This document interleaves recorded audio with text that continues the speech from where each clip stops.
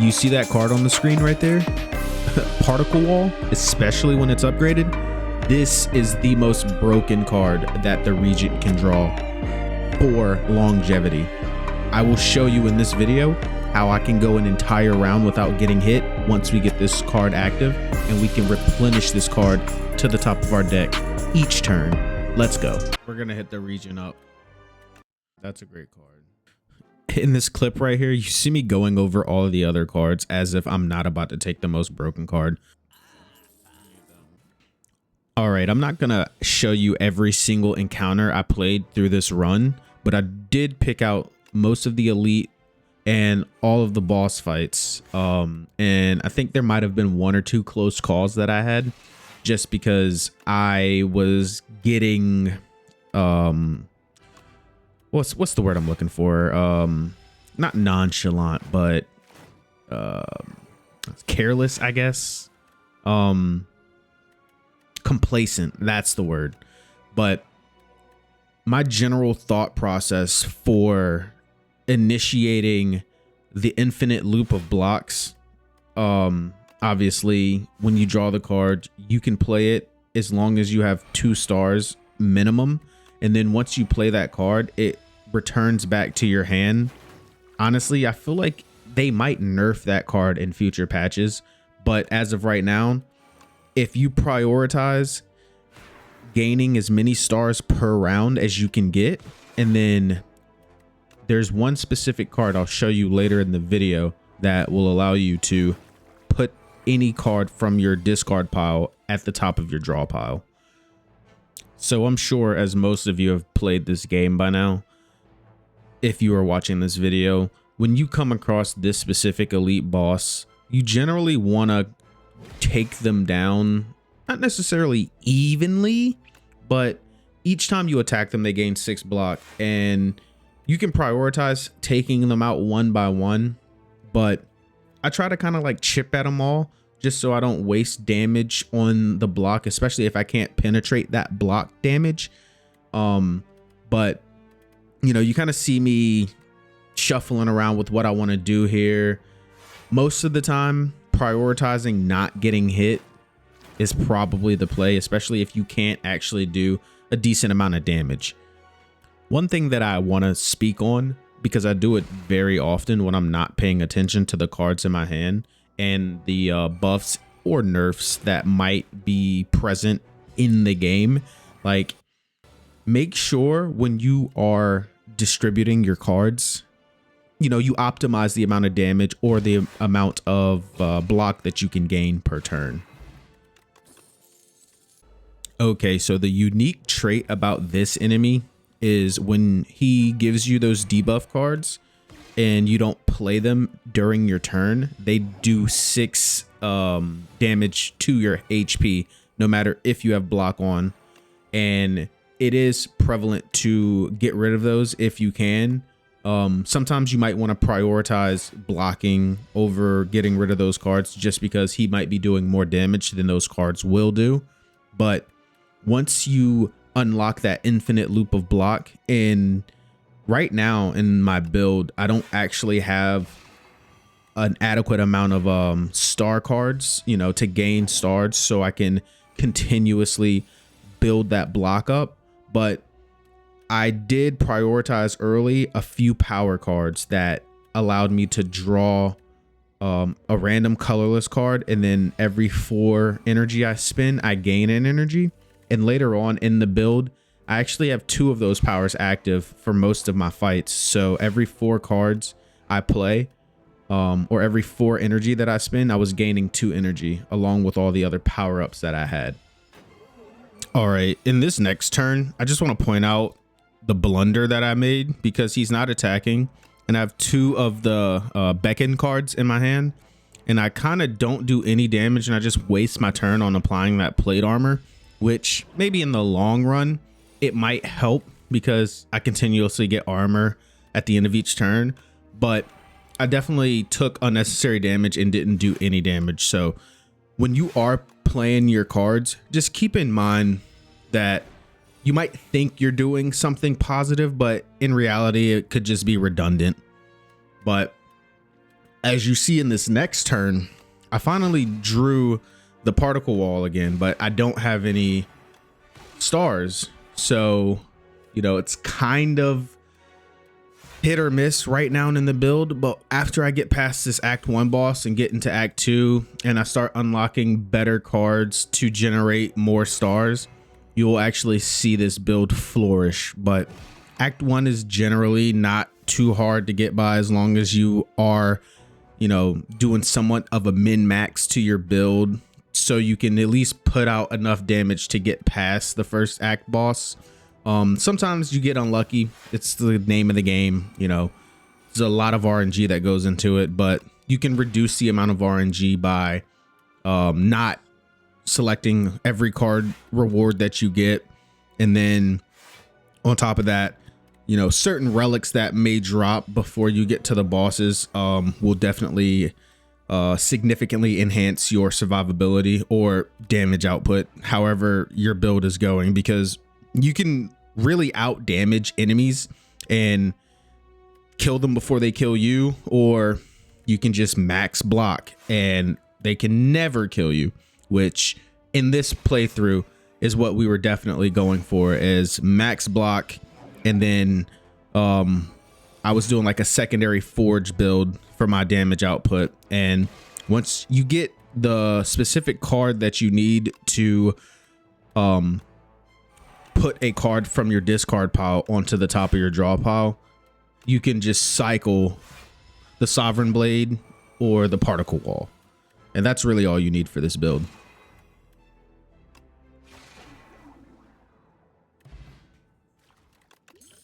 All right, this power Genesis is the start of the infinite loop of blocks that you're able to sustain later on in Act 2 and Act 3.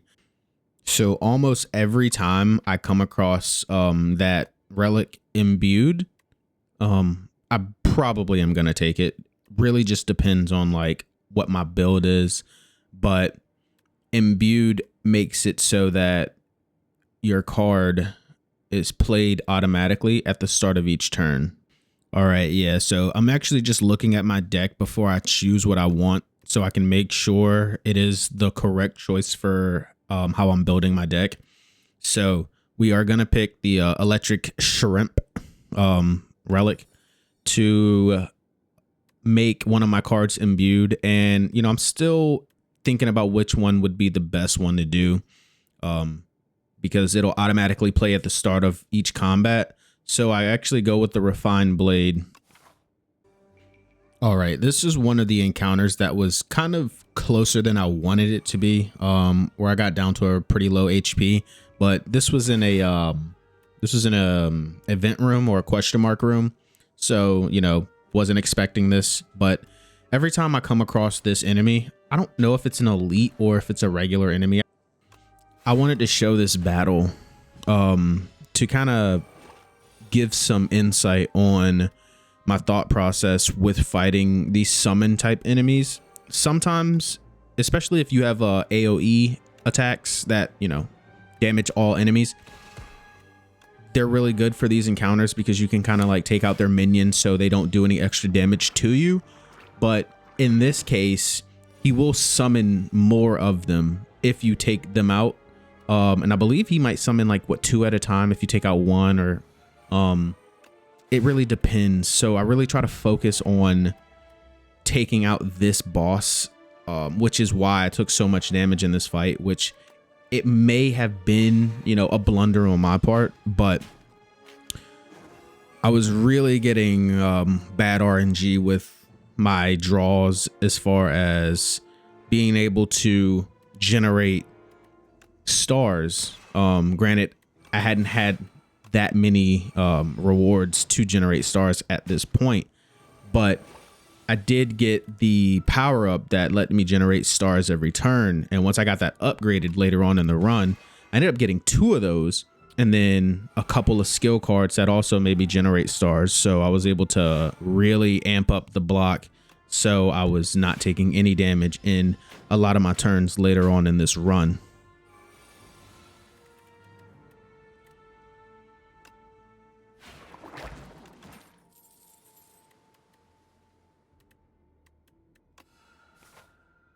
All right, so after I got this treasure chest, I took the campfire route and then fought the elite immediately after that so I could heal a bit.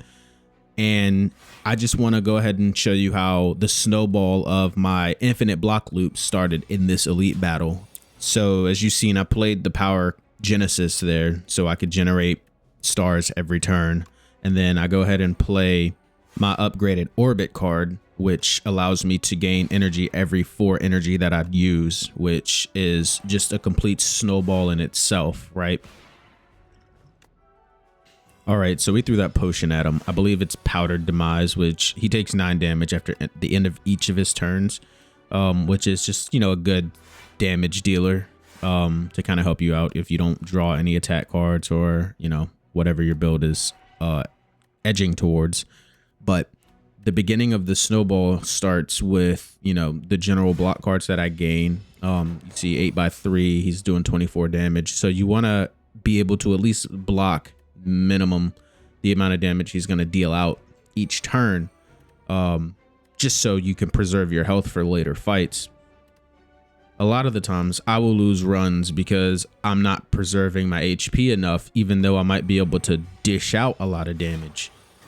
If I can't take out enemies fast enough, they can obviously snowball into, you know, taking me out one by one as I continue along the run in the playthrough. All right, so after this turn, this will have been 3 full turns that this enemy has not been able to damage me just because of the amount of block that I can gain per turn with my build. I believe I do take 6 damage at the end of this turn simply because I didn't draw any of the block cards that I needed to preserve my HP, which is okay. Sometimes you're just gonna have to take damage, especially since the build isn't finalized. It is pretty much guaranteed to block most of the damage at this point, but I still am missing the 1 card that I need to put whatever card that I want on top of my draw pile. And once we get to that point, I will show you it in the video. Okay, so after we take out this enemy, I know I kind of just speed click through all of those, but that anchor relic is actually really good. It gives you 10 block at the start of your combat. Okay, so I trade the tiny mailbox for the mummified hand, which allows me to make a card cost 0 energy when I play a power each time I play the power. All right, so we have the Act 2 boss here, and in this entire battle, I take less than 25 damage thanks to the infinite block loop that will be on full display in this fight. All right, so first round standard, just do as much damage as I can. Draw 1 fewer card per turn. You really want to take that because you don't want to take any unnecessary damage. So with this turn, I go ahead and apply the colorless card draw each turn, which can just give me any random, you know, power up or boost to my damage output or block potential.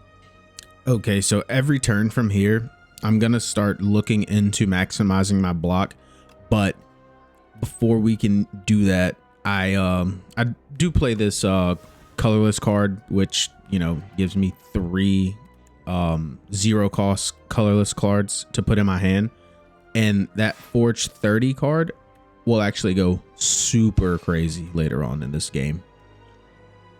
Okay, so I do drink both of those block potions to kind of max out my block for this turn just so I don't take any unnecessary damage. And that's an important thing in this game too. Don't forget to use your potions, and, you know, saving them, you know, might be a good strategy, but you also need to realize that they can come in handy to keep you alive or to help you deal more damage in your turn, you know, if you know, necessarily draw a bad hand. Okay, so you can already start to see the stars are snowballing in my favor. Okay, so this next debuff, I always take in the turn, take 7 damage, just because restricting the amount of cards that you can play per turn severely inhibits your either block or damage potential. So I have to keep in mind that each turn I need to add 7 more block to the damage that the enemy is going to do here, which I've got 34 block, 13 plus 7, that's 20. I have way more block than I need. And I'm also gaining more block every time I use 10 skills, I believe it is, with that fork relic. But each turn, I'm just gaining more and more stars. You see, I'm pretty much getting to the point where every turn I'm going to have more than enough stars to gain as much block as I need, as long as I can draw the particle wall card. And my Sovereign Blade just hit for 115 because I was able to forge so much before I redrew it. And this is just snowballing. I don't think he does any more damage to me the rest of this game. All right, so I'm definitely taking gain 1 less energy per turn, specifically because I have both of those power-ups that give me an energy every time I use 4 energy. So every 4 energy I spend, I'm gaining 2 energy, which is just going to snowball with the amount of cards that I draw and play each turn. And the main premise of my strategy is to just reduce the amount of damage that is dealt to me and forge as much as I can until I can draw the Sovereign Blade again to deal a real amount of damage.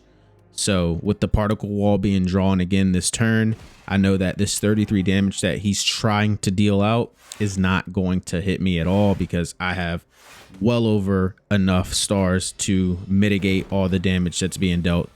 And I did forget about the extra damage that I'm going to take per turn, but that didn't matter in the end. And with me drawing the Sovereign Blade, I'm able to deal a 164 to take him out.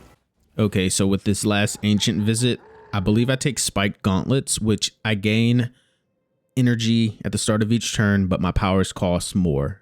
And with the stacks that I have, this isn't going to affect me at all. All right, now we're just going to jump straight to the final boss fight. And before I started the fight, I upgraded the particle wall to give me 12 block instead of 9, which will definitely come in handy in this fight here. So to initiate the fight, I went ahead and played Orbit, and then I played Child of the Stars, which every star I spend, I gain 2 block, which will definitely snowball with all of the other plans to building my block up each turn that I have.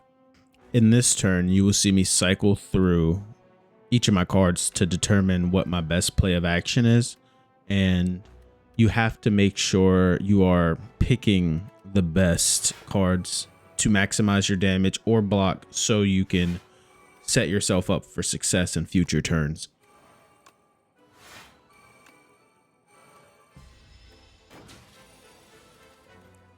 So the enemy intends to do 42 damage. We do not want to take 42 damage, especially with the particle wall being drawn. And we have 9 stars, so that means we can play it 4 times. Every time we play a block, we do 3 damage to an enemy. So sometimes I might just play an unnecessary amount of blocks just to deal more damage. All right, so Cosmic Indifference is the card that I was speaking of earlier in the video that will allow us to channel infinite blocks every round. Once you play that card, you can put any card on the top of your draw pile. And depending on my need, I might put the Sovereign Blade back or Particle Wall. So in that last turn, I put the Sovereign Blade back. And looking back on the video, I honestly think that was a blunder because I wasn't 100% sure I was going to be able to draw enough cards to block all of his attack. It did ended up working out in my favor just because of all the blocks that I have in my deck. But we do need to start ramping up the damage that we're dealing, because each turn the 3-headed monster, 2-headed monster, whatever, starts doing more and more damage. I really don't even know the name of this creature. Who cares? So in this turn, I actually draw that card where I could put every rare card in my hand for my draw pile. And I ended up getting the enemies lose like 11 strength. So he's not going to do any damage this turn. So we're just going to deal damage to him. And then I could have, used the particle wall to do like 3 damage every time I used it. But I decided to conserve my stars.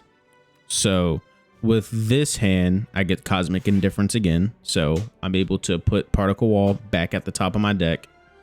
I believe that's what I chose to do here. Yeah. Since he's going to do 50 damage this turn, I expected to take some damage, but I did draw the card that allowed me to draw 2 cards. So the Particle Wall is in my lap once again, and this time I actually use it to abuse the deal 3 damage every time I apply block, which I have an unnecessary amount of block here, which the entire purpose of this video led up to this point. The infinite loop of block. I was so zoned out during this battle that I thought that this was the last phase, and you'll hear me like kind of realize it's not. Wait, that was only the second head? Oh, shit. So with these limbo rounds where your enemy's down and they're gonna res the next turn, you just kind of use your cards, you know, sparingly. So I had that one card that you exhaust, but you can carry over your block to the next turn, which actually came in handy pretty hefty with him doing 30 damage this turn, and I didn't draw Particle Wall. And this round was more so like a setup turn for me. I did not use the gain 50 block, and if I take any damage, I automatically die, because that is a card that will set you up for failure, because you can't take any damage for the rest of the combat or you immediately lose. But you know, I drew the card, Particle Wall, and I had set up to gain as many stars as I could possibly get with the last turn. So right here, we're just going to go ahead and do as much damage as we can, gain as much block as we can with that infinite loop. And he's at the stage of the fight where he starts giving us curse cards, I believe, every other turn. And I didn't realize that he had the intangible buff this round. And I kind of started attacking him and realized, oh, maybe I should just kind of set up for the next round, which I ended up fumbling because I could have forged more, but it is what it is. So the curse card that he gives us is Burn. And Burn is annoying, but it's not really that crazy. This random attack card that was added to my deck, Comet, actually came in really clutch because it applied 3 vulnerable and 3 weak to the enemy, which just made him deal less damage and take more damage for all of my cards that I have. And each time I play an attack, I get a random attack in my hand. So I was able to scale my damage this turn much more than I normally would have, you know, with just my forge, because of that random colorless card that I drew, because of the power up that I play.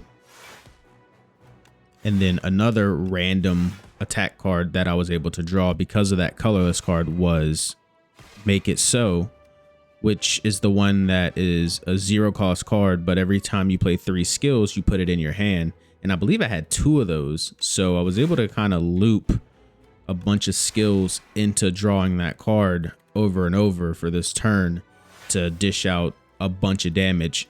And I was also able to negate his strength all the way down to doing 0 damage. And you've seen that I was able to carry over 82 block from the previous round. So it doesn't even matter what his attack was set to be.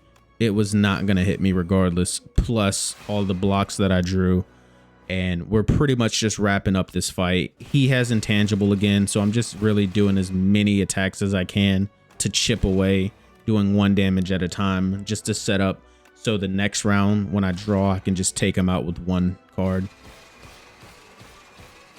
When you get finalized decks like this, it's so satisfying just being able to bully your opponent, even though, well, I shouldn't even say opponent, bully the final boss, even though I do think this is probably the weaker of the 3 bosses that you fight.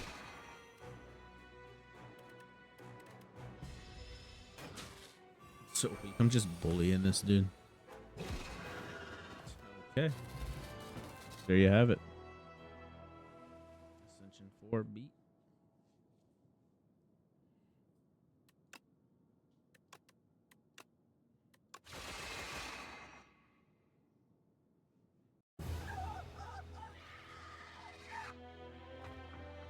If you enjoyed the video, don't forget to like, comment, and subscribe for more content like this. I try to post videos every day. Look forward to seeing you in the next one.